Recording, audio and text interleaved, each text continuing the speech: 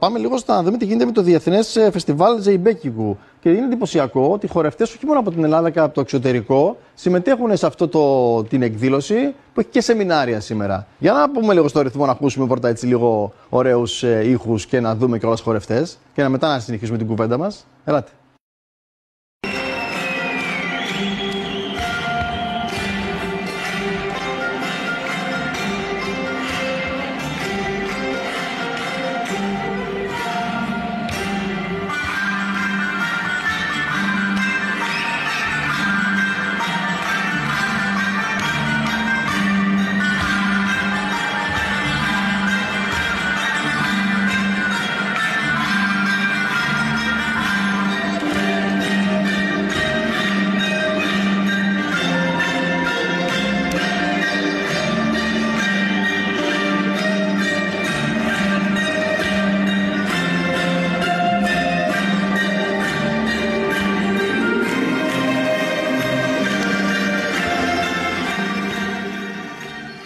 Κυρία Σαντολιά είναι μαζί μας, είναι από τους διοργανωτές, να την χαιρετήσουμε. Κυρία Σαντολιά, βλέπουμε και νεαρής ηλικίας και μαθαίνουμε ότι είναι και από άλλες χώρες. Για δώστε μας έτσι λίγο τα στοιχεία της διοργάνωσης.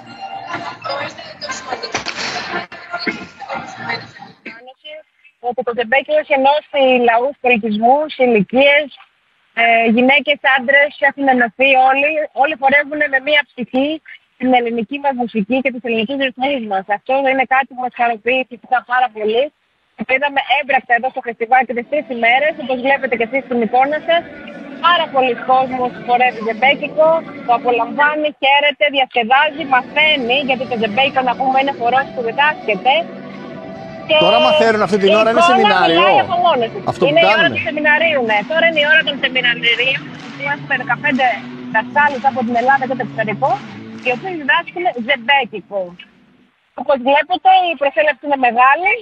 Είναι ένα κουραστικό τριήμερο και εδώ οι μαθητές την τρίτη ημέρα συνεχίζουν ακάθεκτοι. Είχαμε διαγωνισμό πάρα πολλές ώρες εχθές. Είχαμε ελληνική βραδιά προχθές. Σήμερα τα σεμινάρια είναι ένα non-stop, χωρίς αρχή και χωρίς τέλος φεστιβάλ. Γιατί η ψυχή του Έλληνα είναι διεθνής πλέον. Δεν χτυπάει μόνο στις δικές μας καρδιές, αλλά στις καρδιές όλων. Έχουν έρθει τώρα και από χώρες του εξωτερικού συμμετέχοντες. Αυτή τη στιγμή βλέπουμε να χορεύουν Τούρκοι, Έλληνες, Ρουμάνοι, Βούλγαροι. Έχουμε 3 παιδιά από την Ολλανδία, παιδιά από την Αγγλία.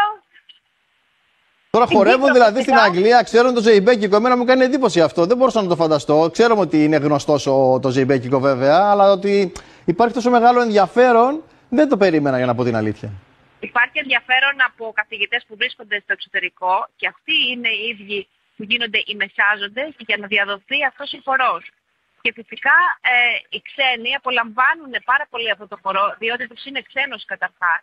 Αλλά μέσα από αυτό αισθάνονται πολύ κοντά στη χώρα μας στην Ελλάδα και αυτό είναι κάτι που είναι πολύ δυνατό συναίσθημα για εκείνους να βρίσκονται στη δικιά μας τη χώρα μέσα από αυτή τη μουσική και από αυτά τα συναισθήματα που κάνει αυτός ο χορός. Γι' αυτό νομίζω ότι είναι και δημοφιλής ο χορός στο εξωτερικό.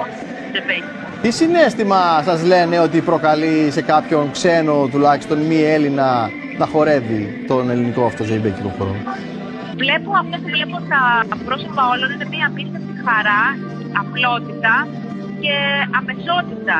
Χωρίς δίθεν, χωρίς εμείς είμαστε και εσείς όχι, εσείς είστε και εμείς όχι. Βλέπω μια πραγματικά όμορφη άβρα στα πρόσωπα των ξένων και πιο πολύ απ' όλα βλέπω χαρά, πραγματικά βλέπω χαρά. Αυτό είναι νομίζω το συνέστημα που κυριαρχεί σε αυτή τη διοργάνωση και σε αυτό που λέμε ελληνικό γύμνεσθε, να το πω έτσι.